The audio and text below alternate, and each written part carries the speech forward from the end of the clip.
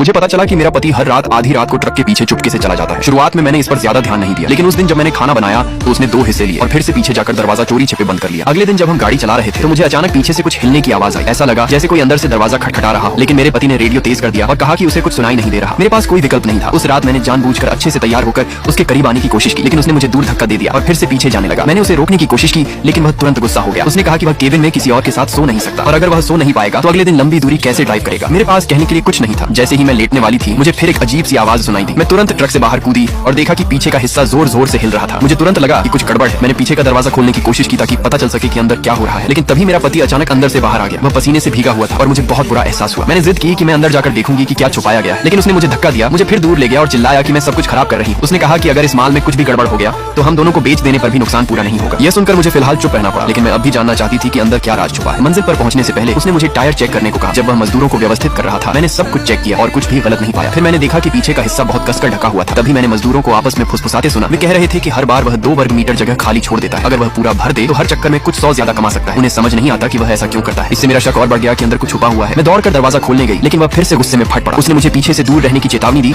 और कहा कि मैं तुरंत घर लौट जाऊं। उसका अजीब व्यवहार पहले ही मुझे शक में डाल चुका था। हर रात वह कहता कि वह थका हुआ है और पीछे अकेले काफी देर तक रहता और अंदर से अजीब आवाजें आती रहती। इस बार मैं और बर्दाश्त नहीं कर सकी। मैंने दरवाजे पर जोर जोर से थपथपाना शुरू कर दिया। वह पागल की तरह बाहर आया, मेरा गला पकड़ लिया और चिल्लाया कि मैंने ट्रक क्यों रोक दिया। इस अफरा तफरी में मैंने उसके ऊपर से एक स्टॉकिंग खींच ली। अब सबूत साफ था। मुझे लगा उसने हमारे परिवार को धोखा दिया है और पीछे किसी दूसरी औरत को छुपा रखा है। मुझे टूटते हुए देखकर वह कुछ कह नहीं पाया। वह बस जमीन पर घुटनों के बल बैठ गया और बार बार कसम खाने लगा कि उसने मेरे साथ कुछ गलत नहीं किया। वह सच में परेशान लग रहा था। उसने कहा कि इस ट्रिप के बाद हम एक घर खरीदेंगे और बस जाएंगे। उसकी उन बातों ने मुझे कुछ समय के लिए शांत कर दिया, इसलिए मैंने एक बार फिर उस पर भरोसा करने का फैसला किया। लेकिन जब हम एक सर्विस एरिया पर रुके तो मैंने उसे चुपके से पानी खरीदने जाते देखा। इससे मुझे उसकी सारी अजीब हरकतें याद आ गई। मुझे लगा जैसे मैं बेवकूफ बन रही हूँ। मेरा सारा गुस्सा और धोखे का एहसास फट पड़ा। जब हम एक चेक पॉइंट पर पहुंचे तो पुलिस ने हमें जांच के लिए रोका। उन्होंने बस कुछ साधारण सवाल पूछे। मेरे पति जवाब देते समय बहुत घबराया हुआ था। उसने मुझे चेतावनी दी कि मैं कुछ न बोलूं। सब कुछ लगभग खत्म होने वाला था, लेकिन अचानक मैंने दरवाजा खोला और पुलिस की तरफ भाग गई।